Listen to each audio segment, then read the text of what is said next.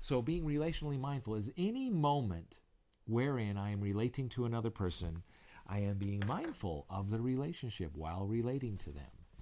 Whether it's I'm a parent and I need to discipline my child for something or help them understand a principle so that they will sort of align their own behavior, better.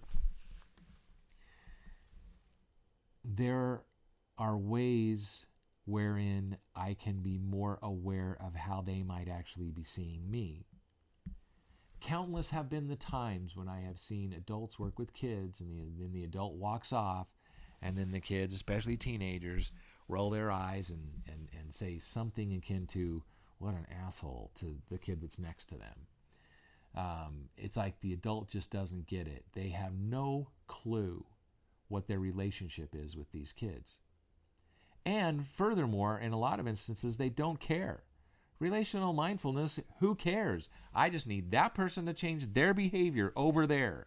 If I'm a husband, relational mindfulness, I just need my wife to stop behaving like that over there. I need my partner to stop behaving like they're behaving. I need my student to stop behaving. So sometimes we just want people to change their behavior so that we're happier, so that we're doing our job well. And it doesn't even seem like the relationship is important. Well, all those books that I just told you about helps all of us to understand why it's important. The most robust indicator of therapeutic success, regardless of the therapeutic modality, is the therapeutic alliance, the relationship. It should be clear by now, hopefully even in the last 10 minutes, that the relationship you have with someone is far more important than your skills in consequencing them, or your skills in getting them to change, or your skills in getting them to go to therapy so that they will change. Now, sometimes we want people to change just so they'll be happier, not so that they'll make us happier, like we really care and we would like their lives to be better. Well, the same thing is still true. Our relational mindfulness of that person is going to take us farther down the road in finding them the help that they need.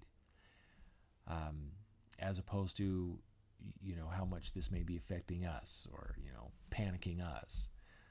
Now, sometimes people, they mean the best and they mean the best for others, but they're just not aware of their relationship with them.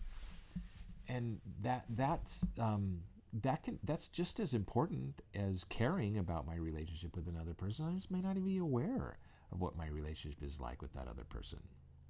The books that I just described to you will help any of us become more aware. They do two things. One, they help us understand what relational mindfulness is, or what the nature of our relationship is with people. These seeing them in one of these two ways. They'll help us understand the importance of it. They'll help us identify when we are in the box, when we have a heart at war with another human being. And they will help us get out of the heart at war and have a heart at peace with another human being. So,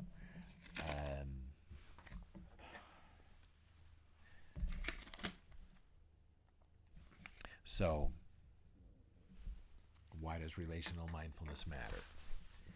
It matters because anything we are trying to accomplish in this life that involves another human being, and most of everything that anybody tries to accomplish in this life is going to involve another human being. In fact, name something that you would like to accomplish in this life that doesn't involve another human being, and I could probably show you where you're wrong. Everything that we do involves other human beings, our aspirations, our goals, how we seek to be happy, how we seek to help others be happy. Obviously, it should seem obvious that has to do with the relationship. And yet, relationship with other people, it involves other people.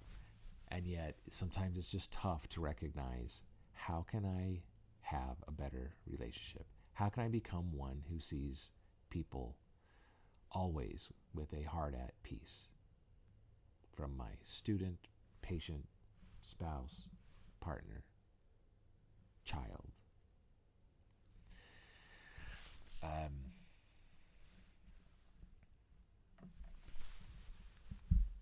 If one has a desire to truly helpful in the world. And if you read 1, 2, 3, 4, 5 of those books, listen to a handful of my podcasts actually, then this growing awareness of how I am relating to the other person at that moment will become easier and easier and easier. Relational mindfulness is being mindful of what my relationship is, the quality of my relationship with the person in front of me right then, and helping them do the same thing. In a treatment setting, it could not be more crucial. It could not be more important. If I am a field staff, y'all know that I work in wilderness therapy. If I am a line staff, if I am a therapist, if I am a practitioner of any kind, I need to know that I need to be aware of my relationship and I need to fix it. I need to address it if it has been ruptured or interrupted in any way. So how can I have it? How can I be the sort of person who is always mindful of my relationships? Well, one is just becoming aware that that's a thing, that it's important. Hopefully I have done that. Two, get the information, the knowledge that would help me differentiate between a bad relationship and a good relationship. Most of us don't recognize all of the signs, all of them. We're not mindful enough. So again, the books that I just mentioned, they're going to help you get there. And then how do I, maintain that? Well, that is a journey for all of us, one at a time. But if we are trying to, we will get better and better at being mindful of the quality of our relationship in any given moment, the basis of which is whether or not we see that person with a heart at peace or a heart at war, and then keep working on it. So hopefully I have introduced the concept of what relational mindfulness is, why it matters, and how to have it or how to maintain it.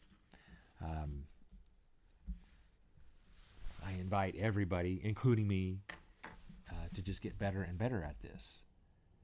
Being mindful of how that other person is experiencing me. That might be the best way to define what I'm talking about. How to be mindful of how that other person is experiencing me. That is relational mindfulness. I've given you tools. I've given you the sort of the awareness of how important it is for any role that you might be in. And I wish you the best of luck to be relationally mindful.